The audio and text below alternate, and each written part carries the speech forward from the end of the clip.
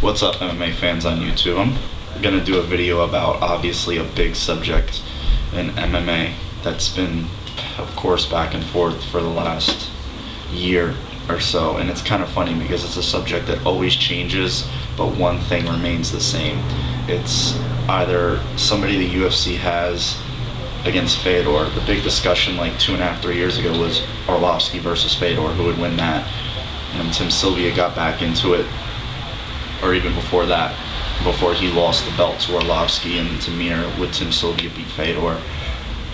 We all found out what happened with that. Now it's all of a sudden Couture versus Fedor, and we hear the same sort of thing. Anybody Fedor fights is that, you know, this is the one style that we've never seen Fedor fight. This is the style that's going to beat him. I mean, that was Crow Cop, you know, that was his bread and butter right there, was the superior striker, was going to expose Fedor's striking. His crisper, cleaner, more straight shots were going to eventually knock Fedor out. Again, that didn't happen, and just a lot of things fans go back and forth about with this potential matchup that may never happen, Fedor versus Couture. It's really a fight that is for the MMA purists. It's not really a fight for mainstream fans because A, they know Couture, B, they don't know Fedor. They have no idea really who he is. He doesn't have a look that endears himself to the pure fan. Brock Lesnar is a huge name, a guy who's, you know, obviously, you know, cut his teeth in collegiate wrestling, endeared himself to the mainstream audience through the WWF/WWE, and has a huge fan base still in that genre, and has only 3 MMA fights, but his name will bring in a huge audience that probably the UFC has never seen before, coupled with Couture's name. Will go against one thing the UFC says: it is the biggest money-making fight in UFC history, but it is not the best or biggest fight in the history of the UFC, for that matter, or for that matter MMA. It's the biggest money-making fight. I definitely would guarantee that. Will I order the pay-per-view? Of course, I'm intrigued. I want to see what's going to happen. But the obvious, you know, MMA hardcore fan wants to see Randy fight Fedor. Fedor gets criticized a lot for not having fought anybody. He dispelled that with his 36-second demolition of a guy who was at the head of the, you know, in or was the UFC heavyweight champion for 6 years, Tim Sylvia, a guy who had called Fedor out repeatedly and ended up losing a pretty bad loss to Fedor. But Fedor gets criticized a lot for not having fought anybody. A lot of fans tend to forget he took close to a year off with a broken hand he had fought with for close to almost 1.5 to 2 years. He injured it in a Gary Goodrich fight, and his last fight with the hand was the Zulu fight. The Zulu fight I like to liken to the Hangman Choi fight. He does those kind of fights at the end of the year shows in Japan. He's very well known for that. And he gets criticized a lot. Matt Lindland fight he gets criticized for. They say, you know, you hear Dana White and a lot of people, oh, 185-pound Matt Lindland. Well, the same 185-pound Matt Lindland that a lot of people felt beat your former UFC light heavyweight champion in Quentin Rampage Jackson. So a lot of people, you know, tend to forget that. Mark Coleman, a 50-year-old Mark Coleman, you know, he beats up on a 50-year-old Mark Coleman. You hear him say that a lot too. The same Mark Coleman you were going to put your new heavyweight golden boy in against before he got injured, huh? Mark Coleman. That's kind of funny that he, you know, he says these things and he makes these matchups and kind of puts his foot in his mouth. Hangman Choi fight, obviously not a lot of fanfare there, or, you know, a lot of competition for Fedor, but it was supposed to be Brock Lesnar's first fight in MMA before he got hurt. It's kind of ironic how all these things tie in together. Mark Hunt, obviously the only one that doesn't tie in, but a guy that a lot of people felt was a dangerous matchup for Fedor with his striking, a K1 level striker, you know, knockout power, a guy who outweighed Fedor by 60 pounds at least, but ended up getting subbed in that fight. And his last fight with Tim Sylvia, he just took him apart, went to the ground and submitted him. And then you look at Randy. Everybody, the UFC does blogs on MMA on YouTube now, and you see Dana White, and he says, if you want to cement your legacy, if you want to, you get your ass in the UFC and fight Randy, Randy's the man. Randy is 45 years old, and that's just the truth. He's 45 years old, a great athlete, phenomenal shape. I mean, anytime he's been doubted, he was supposed to lose the first Chuck fight. He was supposed to, go in and put up a valiant effort against a much larger, heavier-handed Tim Sylvia. He ends up winning that fight, 5-round decision. Just repeated. But he's also a guy who also hasn't fought in over a year, again, for the second time in a 3-year span, over the age of 42, 43. He's also a guy who's only fought 3 times in the last 3 years, so he's fought basically once a year. His last 2 fights being bunched up together, a year's time off, and he's 2-1 in those fights. He was KO'd by Liddell, came back, won a decision over Sylvia, ended up stopping Gonzaga after Gonzaga beat Krokop via the head kick. So he's all of a sudden a heavyweight king with those 2 wins, and he's entitled to a fight with Fedor.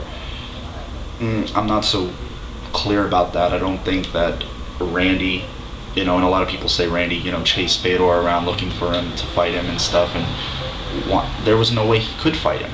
His contract didn't entitle him to, so that a fight couldn't take place. I don't care if he went to every event Fedor at. I don't care if he pitched a tent on Fedor's ass. He wasn't going to be able to fight him unless the UFC let him, and they weren't going to let him do it.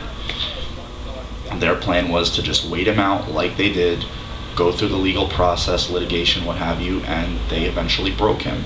And and Randy went under the guise of, the UFC disrespects their fighters, they're not this and that, anything to do with him being not respected by the UFC. But what it came down to, it was money. And I have no problem with Randy wanting his money. Let him have his money. But this is the 3rd time he's done this with the UFC. Actually, no, the 2nd time back before, I think, the old ownership. And then, he retired. Then he eventually did this holdout this last time. So he has a history of this. When he doesn't really get what he wants, he kind of just jumps ship and leaves. Same thing, Tito Ortiz got criticized and still gets bashed for to the day. Randy did not say one thing that Tito hadn't said 3.5 years ago about the UFC, and Tito got flamed for it. And Randy is just kind of a guy who's endeared himself to the MMA fan as an embraced guy. But what I believe about this was, I think that Randy did want this fight to happen, but he didn't want it to happen anywhere else but the UFC. Why? Because he knew the hardcore fan would buy the pay-per-view, a pay-per-view which he is one of the few fighters that he gets a piece of. He gets a percentage of the pay-per-view buys via the UFC. It would have been easily his biggest payday. It would have been a fight where, if he lost, it was like, well, I fought the best guy in the world, but it was the only fight that made sense for me at the time. If he wins, he supplants his legacy as arguably the most charismatic, most liked fighter in the history of the sport, period. He could walk away scot-free and not have to prove another thing to anybody.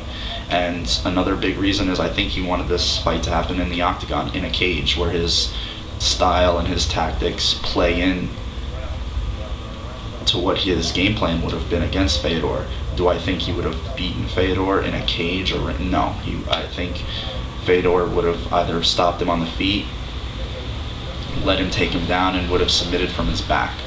I think the fight would have played out just like that. And again, that's just my opinion. A lot of people are torn on the subject. Those are just my opinions. I think Randy is a smart guy. He sees the big payday. He sees the light at the end of the tunnel. He's 45. and it just people overlook things though. They overlook the fact that if Randy wanted the best fight, the fight that the fans, the real MMA fans wanted, he would have fought Nogueira. He ducked Nogueira. He didn't take the Nogueira fight because he knows, fans aren't gonna, the outside fan, the non-mainstream fan, the non-hardcore fan, I'm sorry, isn't gonna buy. Who's Nogueira? Who's that? We know who Brock Lesnar is. We don't know who Nogueira is, and Nogueira's style is a bad style for Randy Couture. It's a bad style. Nogueira's a guy who's proven time and time again, you can beat him, you can beat on him, but he's eventually going to catch you in something. And the only guy he didn't do that to was Fedor. Excuse me, that's just a fact. He refused that fight. The UFC officially offered him that fight.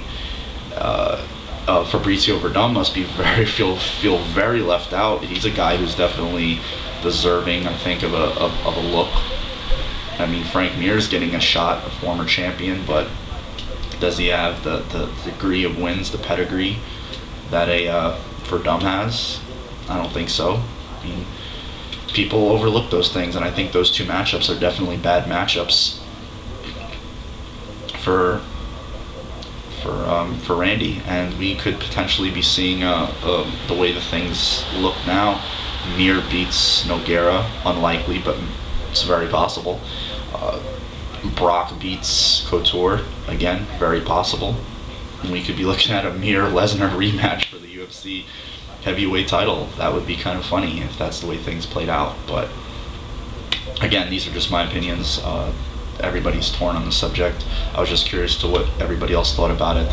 That's what I think about it. A lot of people accuse Fedor of a lot of things, and I think that they overlook what's right in front of their face. Like, Randy didn't want to fight Nogueira because A, he couldn't bring in the pay-per-view buys, B, it was a bad matchup for him, and then he would have lost to a guy that Fedor destroyed twice, was on his way to destroying the third time until he got split open. That was the second matchup, and then the third time he destroyed him on the feet. And B, C, it would have null and void a fight with Fedor. Nobody really would have wanted to have seen it. A hardcore MMA fan definitely wouldn't want to have saw it. But again, my opinions. Just curious to what you guys think about the subject. I'd like to hear your feedback. I'm sure I'll get some, proverbial Fedor nut hugger comments. But, well, I like the guy. I think he's a class act, a good fighter, a guy who gets bashed a lot by, everybody.